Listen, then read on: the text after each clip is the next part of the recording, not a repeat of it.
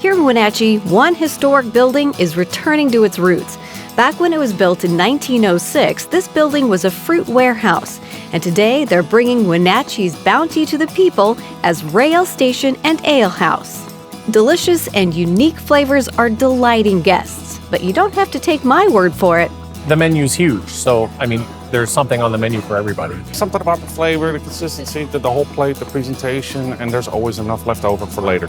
It's delicious. We do a little bit of everything, I guess you'd say. Owner and chef Todd Mill knows that people love a good pizza or steak, but he also likes to create more unique and interesting dishes to scratch that creative itch. Most of my best dishes happen in the middle of the night. I got it. I have to wake my wife up, and she goes, "That sounds disgusting. You have to prove it to me." Okay.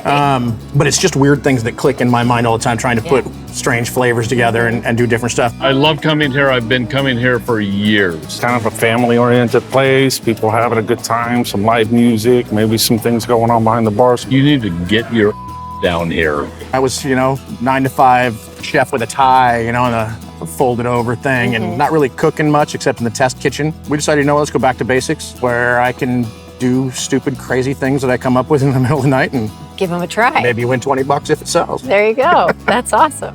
Don't miss later in the show when Chef Todd and I make Rail Station's orchard salmon. Watch my bangs. Fire in the hole.